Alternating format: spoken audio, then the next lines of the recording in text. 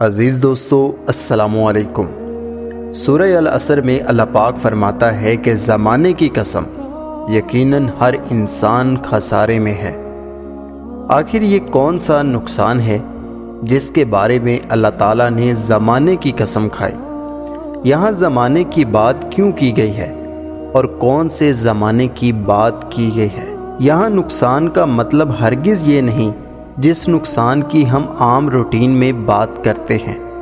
یہاں اس بڑی تباہی کے نقصان کی بات ہے جس کی اللہ پاک نے قسم کھائی ہے کہ سوائے اس انسان کے جو نیک اعمال کرتے ہیں ان کے علاوہ باقی سب کے لیے تباہی ہے۔ وہ تباہی جس کے بارے میں ہر انسان نے اپنے آپ کو لا علم رکھا ہوا ہے۔ سورہ العصر قرآن پاک میں 103 نمبر سورت ہے۔ یہ سورت جامعہ اور مختصر کلام کا بہترین نمونہ ہے۔ اس کے اندر چند الفاظ میں معنی کی ایک دنیا بھر دی گئی ہے۔ اس میں بالکل دو ٹوک الفاظ میں بتا دیا گیا ہے کہ انسان کی فلاح کا راستہ کون سا ہے اور اس کی تباہی اور بربادی کا راستہ کون سا ہے۔ امام شافعی نے کہا ہے کہ لوگ اس سورت پر غور کریں تو یہی ان کی ہدایت کے لیے کافی ہے۔ اب ہم یہ جانیں گے کہ کیوں اس صورت میں اللہ عصر کی قسم کھا کر فرما رہا ہے۔ دیکھیں، عصر کے معنی زمانے کے ہیں۔ لفظ عصر زمانے یا وقت کے تیز گزرنے یا وقت کی تیز دوی کی طرف اشارہ ہے۔ بعض مفسرین نے نماز عصر کا وقت یعنی زمانہ بھی لیا ہے۔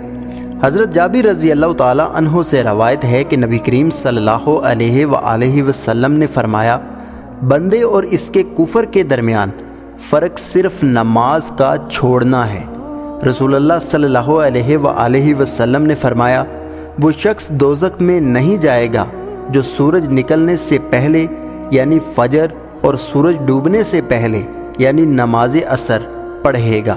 ایک اور حدیث ابو بکر بن عمارہ نے اپنے باپ سے روایت کی کہ انہوں نے کہا، میں نے نبی کریم صلی اللہ علیہ وآلہ وسلم کو فرماتے ہوئے سنا، وہ شخص ہرگز آگ میں داخل نہیں ہوگا جو سورج نکلتے اور اس کے غروب ہونے سے پہلے نماز پڑھتا ہے یعنی فجر اور عصر کی نمازیں۔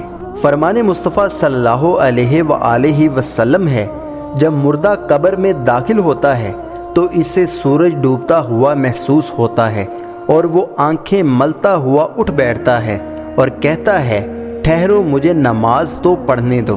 حضرت ابو ہریرہ رضی اللہ تعالی عنہ سے روایت ہے کہ حضور کریم صلی اللہ علیہ وآلہ وسلم فرماتے ہیں، رات اور دن کے ملائکہ نماز فجر اور عصر میں جمع ہوتے ہیں۔ جب وہ جاتے ہیں تو اللہ پاک ان سے فرماتا ہے، کہاں سے آئے ہو؟ حالانکہ وہ جانتا ہے کہ فرشتے کہاں سے آئے ہیں۔ فرشتے عرض کرتے ہیں، تیرے بندوں کے پاس سے۔ جب ہم ان کے پاس گئے تو وہ نماز پڑھ رہے تھے اور انہیں نماز پڑھتا ہوا چھوڑ کر تیرے پاس حاضر ہوئے ہیں۔ نبی کریم صلی اللہ علیہ وآلہ وسلم نے فرمایا، جس کی نماز عصر چھوٹ گئی گویا اس کا گھر اور مال سب لٹ گیا۔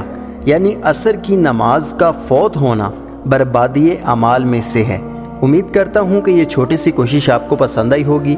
ویڈیو پسند آئے تو ویڈیو کو لائک کریں، چینل کو سبسکرائب کرنا مت بھولیے گا۔ اللہ حافظ، اللہ نگہبان۔